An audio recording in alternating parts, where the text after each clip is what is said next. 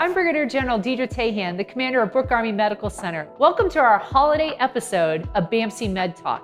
In celebration of the season, we have a special show planned for today. As we all know, it's difficult to maintain our healthy routines in eating healthy during the holidays. So for this episode, we'll be cooking some delicious holiday dishes from the beautiful kitchen at the Vogel Resiliency Center on JBSA Fort Sam Houston. We will also discuss some safe and healthy cooking tips to help you navigate this busy time of the year. Joining me today for today's cooking demo is Chef Mary Long and Lieutenant Nicholas Montez. Thank you for being here today. For those watching, we'll post the recipes on social media when we share the videos so you can cook along with us. Now let's get cooking. So Chef Mary, tell us what we're going to be making today. All right, so we're actually making a healthy and delicious green bean casserole. So this is not your grandma's green bean casserole that's going on. We're jazzing it up a little bit with some fresh alternatives to what we know and love. So we're starting out with some fresh green beans for one thing. I know the ones in the can are great, and that is really quick and easy to work with, but this is going to really brighten it up and add some delicious fresh flavor. And tell us a little bit about why. Yeah, so kind of substituting it a little bit, getting away from the can. A lot of the times the cans can be high in sodium. And so we want to try to, what we can do either if you do have it already at home, we can kind of rinse that with some water, kind of take off some of that sodium. Or we can try to go for maybe a reduced sodium or a sodium-free alternative. Or we can go fresh is what we're doing today. Lieutenant Montez, you're going to get some cheese together for us. We're actually using a really lovely fresh Parmesan. If you have the one in the can, that works too. So it's about a quarter cup of fresh Parmesan. So he's gonna get working on that. I'm gonna slice some onions, and we can talk a little bit about thawing your turkey in the refrigerator is the best choice if we're going to be thawing it at all. You can do it in cold water in the sink. We just say don't use the countertop because of that bacteria that's going to harbor in there. So how long do you have to thaw in a refrigerator so it's ready for Thanksgiving? Sure, it's about 4 to 5 pounds per day. So it's going to take a little bit. We want to actually keep it in the container that it comes in. So we don't want to take it out, put it in the sink and do all that. Just keep it in the bag that it comes in. So if we didn't have the time to thaw it in the fridge, how do you thaw it in cold water so it's safe? You want to actually keep that cold water running. So it's not like putting it in the sink and walking away and letting it sit there for hours, because that cold water needs to keep being refreshed. So you can keep it, making sure that it's immersed, changing the water about every 30 minutes or so that it's not sitting. So what are you putting on the cheese? Yeah, so I'm putting a little bit of olive oil on it right now, and then I'm also just gonna mix in a little bit of parsley and then the panko, the breadcrumbs as well. And then so we'll get that mixed together, and then we'll set that aside for a second while we kind of work on these other little ingredients here. Sure. Is there a certain type of olive oil that you have to use? So no, it doesn't have to be anything specific, I would say. So ideally when we use olive oil, we're trying to use more of what we call an unsaturated fat. So this is what we consider to be our healthy fats.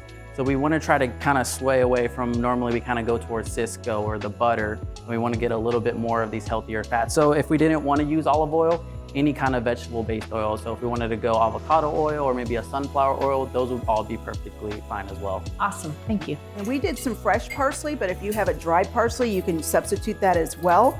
Sometimes finding the fresh herbs in the grocery store during this time of year, they're not as easy to get in. So we are going to use fresh today, but you can definitely substitute with some dry. Dry usually a little bit less. Our onions, I didn't talk about. I kind of sliced them a little slow just to show you guys. We're cutting them on the thinner side. I'm not chopping them for this because we want them to get a nice caramelization when we add them into the skillet. And we're doing about a half a recipe so when it called for a whole medium onion, I did a little bit less because this was a big onion that I just sliced up. So, okay, so we've got our onions. If you see the lovely boil on our stovetop, we're going to do blanching with the vegetables. And blanching is just putting them in to the boiling water. You want to do that, sir? We're going to give it about 3 minutes, and then you're going to see those things perk right up. The second part to blanching, which if you don't have ice, I just moved into an apartment and our ice machine isn't working. So we had to do a quick thing. Just in the cold water, we'll make a dew. But an ice bath, which is about half ice, half water, is going to quickly stop the cooking process because we're just giving them about a 3-minute cook off before they head into the oven for the casserole.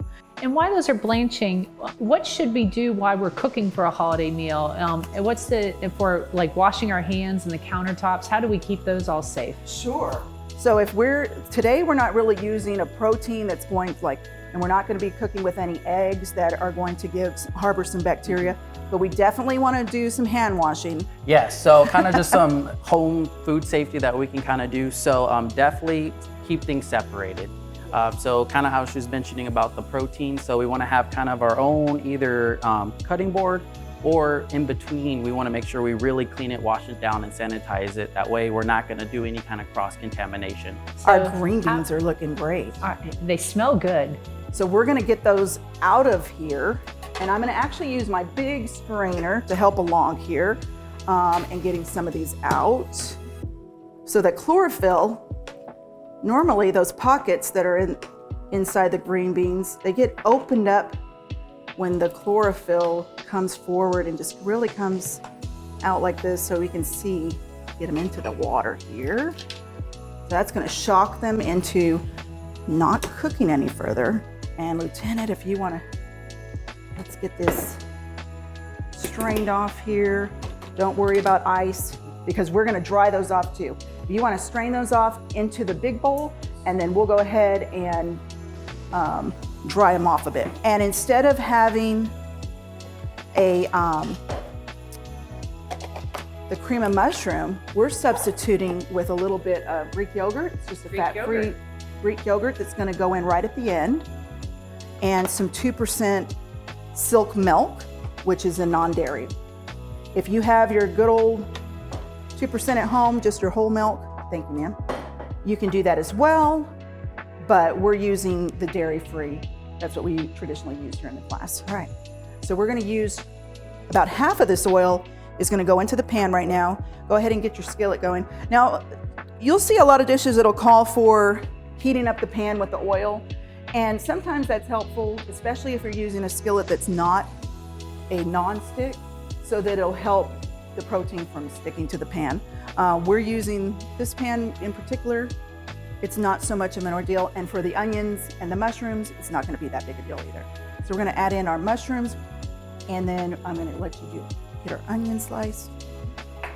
And we're gonna get those in a nice little saute and get them going. They're not gonna stick, but you're gonna get a little bit of caramelization going later because we're gonna add in some flour to that as well. That in, we don't really need the pan to heat on this one. And then our onions will add into. One of the things I wanted to mention too, I almost forgot, ma'am, was about the turkey is don't wash your turkey.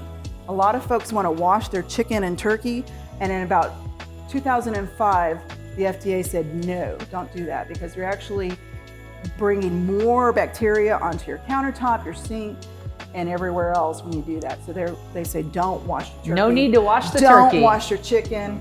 Just get them out of the packaging. Wash yourself really good after that, and then keep moving. Yeah, and more so why is because when we start to wash it, those juices that start to come off of the turkey, that's what actually starts to contaminate. And so if you ever think about anytime you wash dishes in the sink, there's usually a good amount of water around you as well. So those juices start to get everywhere that can start to contaminate other food as well. All right.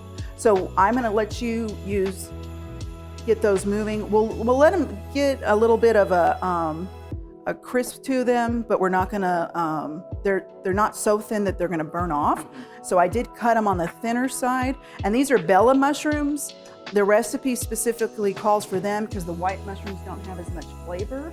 So while those are cooking, you talked about a salt substitute and you talked about Greek yogurt. What other things can we substitute in our recipes to make them a little healthier this holiday season?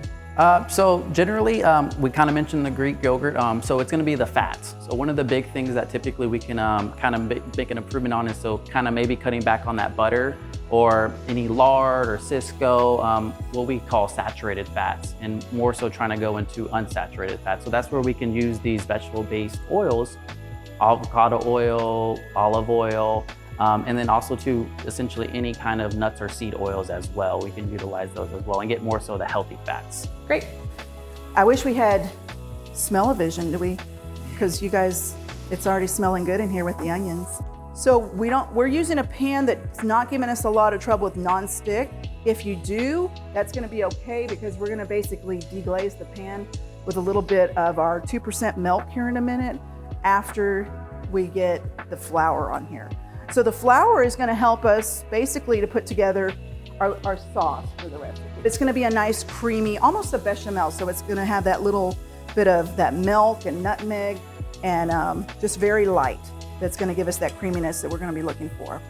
All right, I think you're ready. Let's go ahead and get the flour in there. You're just gonna toss it in a little at a time and really coat those up. And we're not adding any salt or anything to our mushrooms and our onions at this time. Sometimes I have folks ask, do I salt my veggies while I'm sauteing?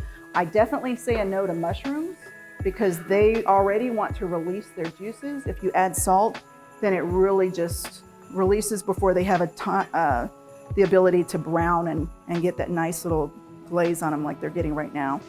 Great job, sir. So we're gonna slowly add in the milk.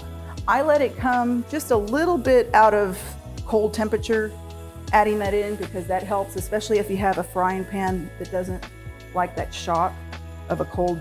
And it also helps because the flour in there will tend to seize if you put the milk in there just out of the fridge. So it'll kind of seize up and make the clumps that we are trying to avoid. Great. So we want to let that kind of cook down, get in any of those nice scrapings off the bottom of the pan because that's where all those good bits are. If you see any clumps, this is where you'll be able to take that away as well.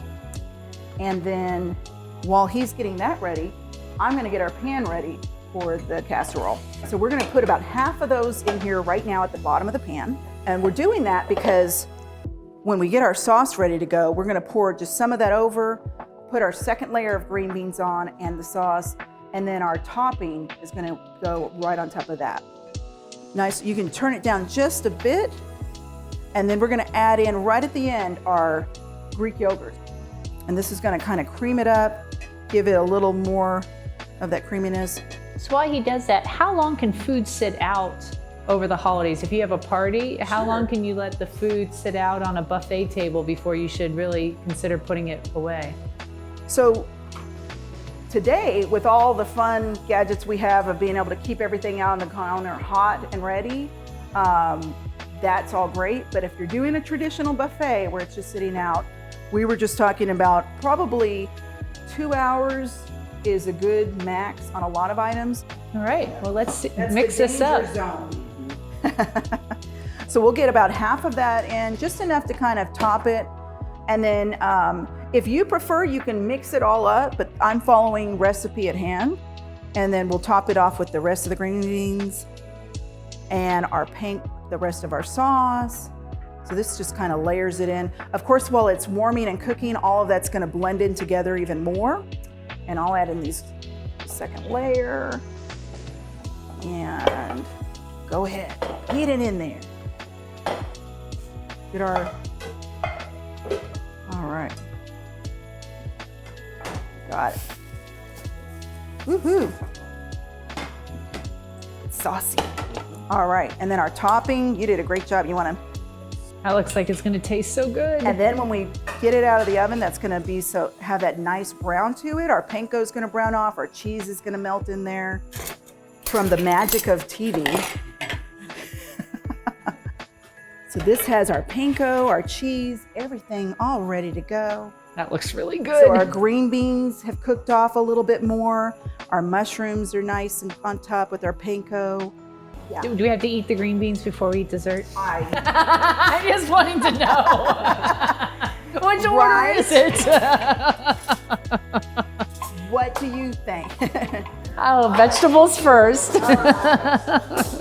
So I heard you guys are cooking in the kitchen, which is why I came in. So I could Oh, say. well, welcome, Joe. We're glad to have you. For those that haven't met, this is Jo Dempsey. She leads the Vogel Resiliency Center. Thank you, ma'am. Yeah, this is great. I could smell it, so that's why I had to come in. Well, I'm glad you're here.